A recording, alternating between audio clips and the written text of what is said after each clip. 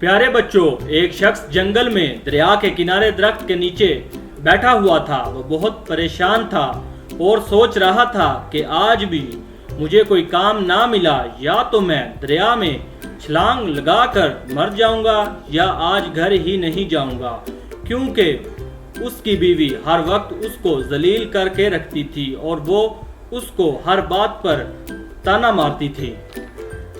वहीं पर उसकी तमाम बातें एक मेंढक सुन रहा था।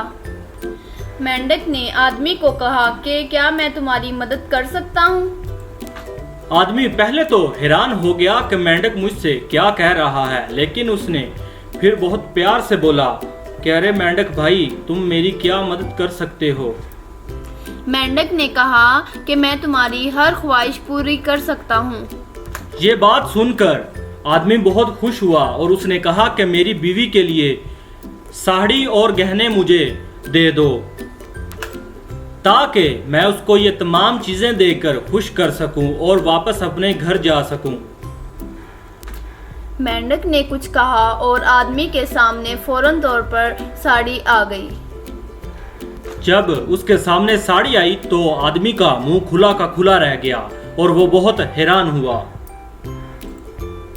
फिर वो आदमी बहुत खुश होकर बोला, अरे मेंढक भाई, मेरी बीवी के लिए कुछ गहने भी मुझे दे दो, तुम्हारा बहुत बहुत शुक्रिया होगा। मेंढक ने एक बार फिर अपने मुंह में कुछ पढ़ा और फौरन से उस आदमी के सामने ढेरों जेवरात आ गए, ताकि वो अपनी बीवी को ये तमाम चीजें दे सके।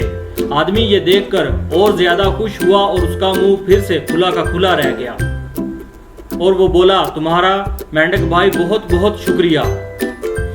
अब तुम अपने घर जाओ और ये तमाम चीजें अपनी बीवी को जाके दे दो।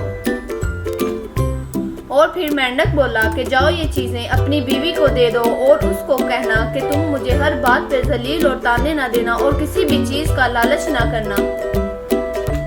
अगर तुम्हारी बीवी लालचपन छोड़ देती है, अगर तुम्हारी बीवी ऐसे करती है तो वो रोज नई साड़ी और गहने पहना करेगी।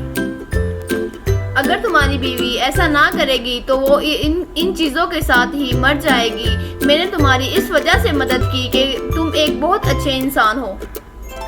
इतनी बात कहकर वहां से मेंढक गायब हो जाता है।